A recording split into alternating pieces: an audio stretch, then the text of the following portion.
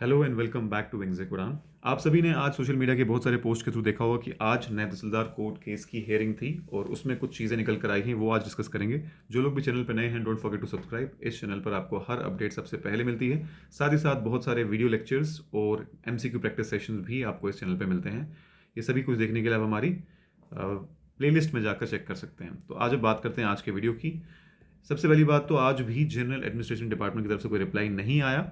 उसकी वजह से एज सच केस आगे मूव नहीं कर पाया। लेकिन एक पॉजिटिव चीज़ ये हुई है कि एक प्रोसीजरल करेक्शन की गई है, जिसमें ये बताया गया कि जनरल एडमिनिस्ट्रेशन डिपार्टमेंट को वैसे भी रिप्लाई नहीं करना था, क्योंकि वो इस केस से रिलेटेड उनका कोई लोकस स्टैंडाई नहीं है। यानी लोकस स्टैंडाई तो नहीं बोलूँगा मैं, बल्कि उनका वो स्टेक होल्डर नहीं थे यहाँ पर, जहाँ तक मुझे समझ में आया।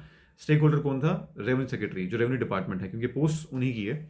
तो रेवेन्यू सेक्रेटरी को पार्टी बनाया जाएगा अगले हेयरिंग में। Revenue department will be added. Also फिलहाल तो एडवर्टाइजमेंट होल्ड पर है, बट जो कंसर्न डिपार्टमेंट है, क्योंकि अब जो डिपार्टमेंट की तरफ से मिनिमम वो उर्दू की बात जो आ रही है वो आनी है, चाहे वो अपेलेंट के फेवर में बोलें चाहे अपेलेंट के अगेंस्ट बोलें, केस आगे मूव करने की संभावना बढ़ जाती है जब एग्जैक्ट डिपार्टमेंट जो कंसर्न डिपार्टमेंट है उसको ऐड किया जाए। तो एज ऑफ टुडे अगर आप पूछेंगे एडवर्टीजमेंट का क्या है, फिलहाल होल्ड पर है, बट नेक्स्ट हियरिंग में ज़्यादा क्लैरिटी आएगी। आई एम होपफुल कि नेक्स्ट हियरिंग तक कुछ ये केस आगे बढ़ेगा और आने वाले महीनों में एग्ज़ाम फाइनली कंडक्ट करवाया जाए। सो जितने लोग भी प्रिपेयर कर रहे हैं, आपको मैं यही बोलूँगा कि फ़िलहाल आप अपना मोराल डाउन ना करें, पढ़ते रहें। बल्कि मैं तो ये कहूँगा कि उर्दू भी पढ़ते रहें। अगर हट गया तब भी ठीक, नहीं हटा तो एटलीस्ट आप प्रिपेयर होंगे। तो बेसिक लेवल की उर्दू हर कोई तैयार कर ले।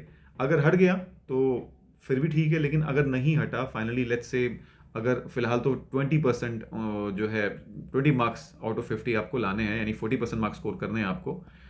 हो सकता है कि इस 40% को डिक्रीज करके 30% कर दिया जाए, 20% कर दिया जाए, या फिर उर्दू को पूरा हटा दिया जाए।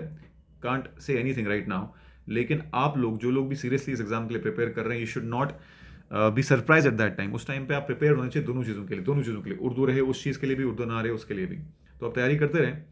जो लोग भी ऑफलाइन मोड में या ऑनलाइन मोड में तैयारी करना चाहते हैं, हमने एक बड़ा ही कॉम्प्रिहेंसिव ऑफलाइन कम ऑनलाइन बैच लॉन्च किया है, जो 1 दिसंबर से शुरू हो रहा है। जिसमें अपकमिंग जितनी भी वैकेंसीज हैं, चाहे वो जूनियर असिस्टेंट है, फाइनेंस अकाउंट असिस्टेंट है, नायब तहसीलदार है, पटवारी है, जनरल लाइन टीचर है, इनके कॉमन सिलेबस को खत्म करवाएंगे। ये 1 दिसंबर से शुरू हो रहा है और ये ऑफलाइन मोड में भी अवेलेबल है, ऑनलाइन मोड में भी अवेलेबल है। हमारे जम्मू सेंटर आके आप हमारे ऑफलाइन बैचेस में ज्वाइन कर सकते हैं। तो इसमें ये सारी ही चीज़ें कवर करवाएंगे हम। टेस्ट सीरीज़ भी होगी, इंटीग्रेटेड स्टडी मटेरियल भी होगा, हर चीज़ होगी। और अगर आप बाहर से आ रहे हैं जम्मू सिटी से, तो अगर आपको पीजी के रिलेटेड भी हेल्प चाहिए, या लाइब्रेरी तो खैर हमारी अपनी ही है, यहाँ एक टाइपो है 24/7 है।